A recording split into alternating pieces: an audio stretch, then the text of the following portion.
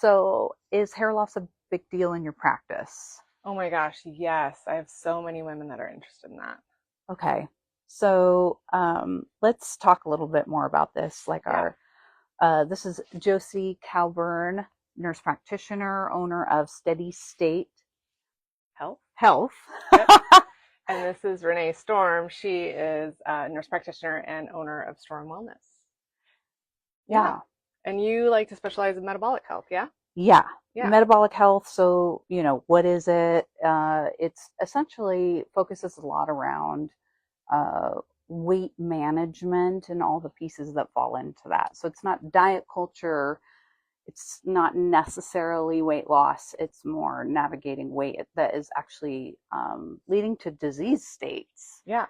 And with these new medications that everybody is taking, they're powerful and people are seeing success. Mm-hmm.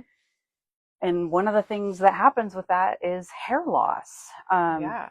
We're sort of thinking that it's actually the medicines themselves that's causing it, and really it's the byproduct of how powerful the medicines are.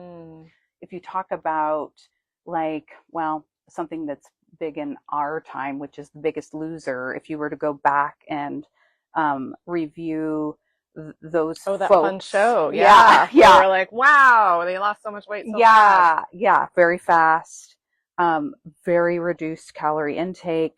Inevitably, they lost hair because their body is sensing danger because it is a very, it is not a natural state for the body to lose weight. Right. Your body's like, whoa, whoa, whoa. Where did the resources go? We've got to shut down for a little bit. Right. So then it diverts and you dump hair. Right. Because the hair follicles need nourishment, right? Yeah. Yeah. Right. Blood flow. Yeah. And then they need signaling, which you can't signal if you don't have good blood flow. Right. Because your body just says like, no, thank you. We're not going to grow hair right now. Yeah. Not a priority. Because, we have other things we need to do. Like look for resources. Right. Save energy to look for resources to feed me. Make you more hungry so you'll eat more. Right. Yes. Yeah. And so, there's other reasons people lose hair in midlife, right? Like menopause, that's as your estrogen decreases, then your body's like start shedding hair. So it takes some hormones to grow hair. And so that's why that's another thing that happens. So then if you're taking one of these medicines and you're perimenopausal or menopausal, then it's like a double whammy. Yeah, you get two pieces to navigate. Or you get postpartum, because women, when your estrogen dumps huge stressor, and you dump your estrogen after pregnancy, and so like 6 to 8 weeks after you have a baby, sometimes all your hair falls out, and that's just your estrogen dumping off. Oh, so crazy too. Yeah. And then and then maybe you want to lose some weight after you've had a baby, and then now you calorie restrict. Now you don't have the nutrients, right? And maybe you're breastfeeding as well, and so all your hair falls out. Yeah. Like, what is happening? And of course, the issue is how distressing it is. Our hair is so important to us, and so there is a billion-dollar industry around supporting hair regrowth, right? And I think our goal was to just talk about some of what's out there and approaches that we use, and why. So like my big thing is I am always trying to navigate stuff that feels a little predatory because there's lots of snake oil out there. Right. And everybody's trying to sell somebody something. And I think like one of my main things that I will tell patients is, if the company that's selling you the supplement has done their own research and you can't find research outside of the company, that's bias. Yeah. So they're paying for that opinion. Yeah. Which is, frankly, as a business, very smart, because it gets a lot of people to buy their stuff because there's science, but it's their science. So right. And maybe they have a legit may process, and maybe it's a legit product, but I even as a provider look at all this stuff, and I am like, as a middle-aged woman, losing some of my hair, I'm like, well, if this could work, maybe it's just $100. Right. I'll just try it and see what happens. Right. Yeah. So Exactly. That marketing is strong. It's really strong. So I think we were just trying to, we would like to just maybe share a few things that are, natural fixes that really don't cost anything, right? And Right. then maybe some evidence-based things that are a lower investment that are readily available, and then maybe talk about some other things that maybe don't have evidence yet but are a possibility. Okay. Yeah. So I know for my patients, when they complain of hair loss, because my patients are in a state of trying to lose weight, my first question is, are they eating enough? You have to eat enough, which Mm-hmm. is so counter to diet culture. Right, right. But you do need to eat. And then the quality of that nutrition. Mm-hmm. Is there enough protein? Your hair is built on keratin proteins. Mm-hmm. Also, just are you feeding your body nutrition? Right, right. Yeah, because on those meds, you have such a what I call a narrow eating window, You right? get full fast. You get full fast, food isn't that interesting to you. So when you sit down to eat it or think about like, okay, it's dinner time, I'm not that hungry. It's It's got to count. Yeah, you could grab 5 crackers and that's it. That's your Yeah. eating window, and there's no protein or fiber in that, and your hair is not going to grow. Yeah. And you're probably going to get constipated. Yeah, there's that too, and add stress. Yeah. Right, right. Exactly. You're not supporting your nutritional needs, which the hair is really driven by that. So if I've figured that out with my patients that, okay, I think our nutrition is optimized as it can be, then I start ticking off some of these other boxes. Is their thyroid functioning appropriately, right? Mm-hmm, mm-hmm, Low thyroid and even high thyroid, hyperthyroid, mm-hmm, you mm-hmm. can see some changes with the hair. Yeah. So I want to define, is that an issue? Typically, I can rule it in or rule it out with just the clinical symptoms that I'm asking. Mm-hmm. If I'm not quite sure, then I'll pull a TSH just to be absolutely sure. Sure. And then iron levels. Right, You right, have to have good iron levels, and women don't have good iron levels. right. It was probably about a year ago, I was really obsessed with iron intake and like iron deficient anemia, which is one of the highest conditions in non-third world Mm-hmm, countries. mm-hmm, mm-hmm. So here we are, you get a complete blood count. It looks like you're not anemic, meaning you have plenty of blood, Right.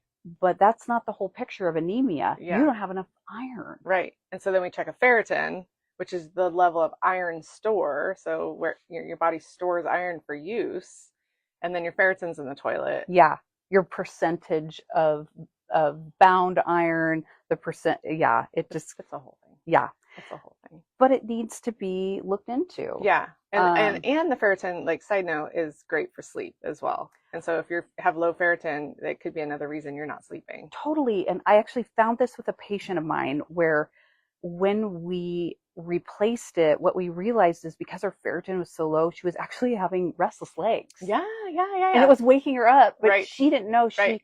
As we dug into it, which of course, this is why we do what we do. Mm-hmm, we have the longer conversations with our patients because we have chosen this life. Right. Which Yes.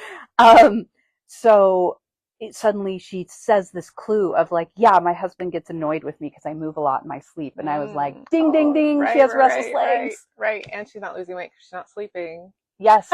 Yes. Yeah. Yes. So ferritin, so important. Iron. And so, and to hair growth, right? So, right. So we've got thyroid, ferritin, nutrition, eating enough calories, making sure you get enough protein. Yeah. Yeah. And of course, we know that stress plays a part in this. Mm-hmm. You know, Yeah. I think it almost feels like a cop out to talk about stress because we're all existing in some sort of basilar level of stress. So it's like, how do you even suss that out? Right. But yeah, it's real. And you have, for instance, pregnancy. Right. Not only is there that dump of estrogen, but that was a big stressor on the body. Sure. Yeah, massive. And then women in midlife, you're taking care of parents, you're taking care of kids, your marriage may need some extra work, you may be struggling with brain fog, all these things, right? And the stress just seems like optimized in midlife. So then you got that stress layer. Right. And to that end, a lot of times in this stage of our lives in midlife, we're very peak in what we offer at our jobs. So our jobs are even more demanding. So throw that in. Like you are now, like the place doesn't run without you. Right. So then, I mean, stress is a like kind of a nebulous, difficult thing to target, and then in terms of like hair growth, it's one of those ingredients that's a little bit more, I think, nuanced, Yeah. but something that definitely deserves mention. And so, Yeah. Always difficult to work on. I think of stress like laundry. It's always there. yeah, right, It's right. just like, how do you In get the on top of background, it? right. And so you've addressed all these things, you've maximized, ferritin, you've made sure that thyroid's okay. So then, and protein, hair is still falling out, not things are, then what do you do? Now what do we do? So everything looks good. So then I start offering things that I know they're scientifically proven. So the first place I'll go is minoxidil. Okay. So topical minoxidil. It comes in a foam or a like thin liquid, and you place it on the scalp. The issue with this is it works really well. You have to use it every day. And the issue is most women don't wash their hair every day, and so you're going to get a buildup. It's a little messy. It requires a lot of maintenance. Yeah. So that one, I don't get a ton of takers on that one, but sometimes. The other piece to know about this, we call it the pink tax. So minoxidil is marketed to women, and what you will find is when you look at the minoxidil marketed to women, it's more expensive for less drug. And then just go over to the men's. Unbelievable. And same drug. It's not pink, it's not cute and like marketed, but it's the same drug. It's cheaper and there's more of it. That is such a good tip. So do not do it. Don't pay the pink tax. Don't do it. That's crazy. Silly. I did not know that. It's frustrating, isn't it? Oh my gosh. I knew that about like feminine products and that sort of thing, but I didn't realize that about minoxidil. Yeah. Yeah. So then I offer patients oral minoxidil. So that's a prescription, right? It is. Yeah. So you can't just go buy it like you can the topical. That's true. That's a good point. So we talk about that. The problem is, so let's talk about minoxidil. It was originally designed as a blood pressure medication. It improves blood flow. Right. And so that's how it works as a blood pressure medicine. It's really not a great one. We have better drugs, but it turns out it helps with hair growth because you improve blood flow. What a happy side effect. Huh? Yeah. For most. The downside is it doesn't select where the hair growth happens. And while I would say in my experience with my patients who choose to do this, it's generally fine. Okay. They get the outcome they're looking for, which is more hair. Yeah. I occasionally will get someone who's like, wow, this is a flowing beard. This is a lot. I mean, this looks good too. Right. But I'm having to invest in this. And depending on the distress of hair loss, some of my patients are like, worth it. Yeah. Love it. I can wax my face. Yeah. Right. I've got a full head of hair. Yeah. Sold. Right. But it is important to know it's possible. The other thing about it is a blood pressure medicine, and sometimes those have side effects. Oh, okay. So maybe you get a little dizzy once in a while? Could be a little bit of dizziness and some water retention with that one. Oh, okay. Interesting. Yeah. And then, of course, if they're already on a blood pressure medicine, maybe it kind of pushes that one to be more effective. So just those conversations for patients if they're having dizziness. Gotcha. I mean, and I know there's a couple other ones, the finasteride and the spironolactone, but those more go into like when you have PCOS or now PMOS. So you have some androgen issues, like maybe too much. Yeah. And then those can have some side effects. I don't feel like we need to dig too much into that. But we could do a separate one on that one. Yeah. That's a whole other thing. Yeah. And so I have kind of been doing a deep dive, just kind of looking at the things that are out there that are just available to people. And I was studying for the menopause certification, and they mentioned hair loss as part of being in midlife. That's so amazing. I know. It was part of your Oh certification. my gosh, it's so good. It's cool. I know, so much that was packed into that. And they mentioned red light therapy as being evidence-based therapy for hair loss. And I was like, I had seen all this red light therapy stuff, but I didn't know there was evidence behind it. Right. And what evidence behind it means, I guess, really quick, is that there's some studies out there that were well done that actually, like we mentioned at the top, where people aren't paying maybe for these studies to be done. Right. They're happening by individuals who aren't being paid by the companies. They're separate. Right. And there's a number of products out there, and I'm still kind of working my way through those. Some of them are like $80 and some of them are $3,000. And so I don't know exactly enough about red light to be uh, recommending anything, but that is something that I thought was interesting. And then the other thing they said was ketoconazole shampoo. Oh, yeah. Right? And this is something you can buy over the counter. You can also, it can be also a prescription, but it's an antifungal shampoo. And so it doesn't mean you have to have a fungal infection to use it. Right. But again, kind of low hanging fruit, like Worth a try. $10, $15 over the counter, worth a try. And so you just wash with it maybe 2 to 3 times a week, leave it on for 5 minutes and then rinse. And so Yeah. if you can get some hair growth out of that, I mean, a little red light therapy and some ketoconazole shampoo. Yeah. Yeah, not so bad.